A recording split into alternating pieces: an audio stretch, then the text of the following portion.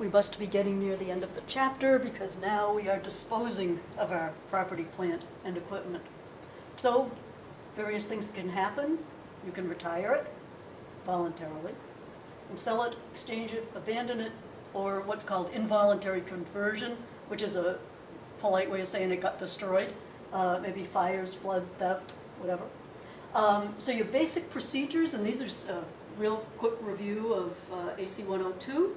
You're going to update the depreciation expense and accumulated depreciation to the date of the sale.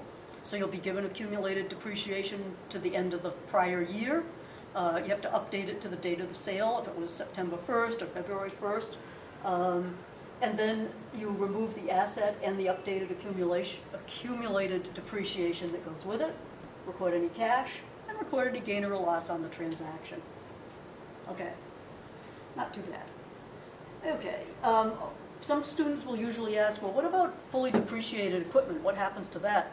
We had a construction company, back in the 80s and 90s, and we've got a beautiful tractor loader backhoe that's been fully depreciated probably since 1995, and we're still using it. A couple of things can happen. Most accountants will want to just take that off the books when it's fully depreciated and then show it in a schedule to the note to the financial statements, a schedule backing up the asset section. Some companies just leave the fully depreciated equipment on the books and with a fully depreciated amount, which would be zero. But the schedule of fully depreciated assets, you do have to disclose in the notes to the financial statements. Okay, so let's, it's off of that. So let's look at some examples. I have a few examples here. I have example 1. Let me make this a little bit bigger. That looks very small. Okay, there we go. So we've got a machine on our books for $10,000. The accumulated depreciation as of the end of last year is 8, and we dispose of it on September 1st of this year, and we don't get any money for it. So given that information, I've done T accounts where you've got the machine on the books at 10, and the accumulated depreciation is 8, and the depreciation for the first 8 months of 2019 was $800. So when you get a problem like this, the first thing you have to do is update depreciation and accumulated to the date of the sale. So you do that right there. And then you notice that now this is not 8,000, but it's 8,800 because we updated it to the date of the sale. So there was no cash received, so the machine comes off, accumulated depreciation updated to the date of the sale comes off, and you book a loss. Okay, so that's situation 1.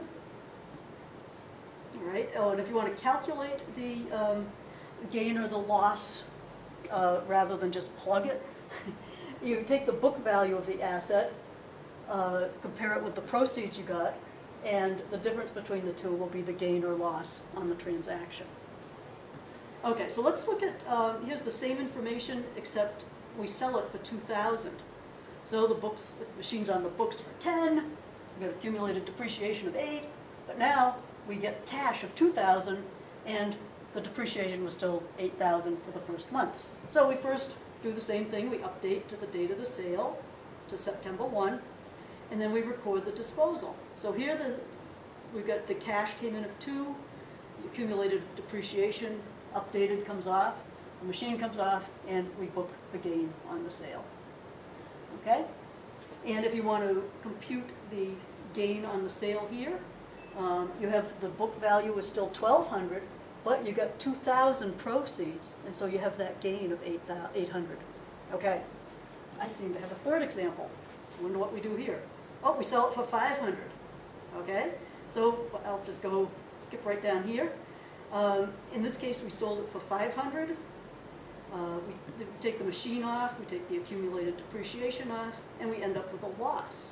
So the loss is calculated either as a plug in the journal entry, or you get the book value of 12, proceeds were only 5, you get the loss of 7. Okay, so that's pretty much it for the disposal of plant assets.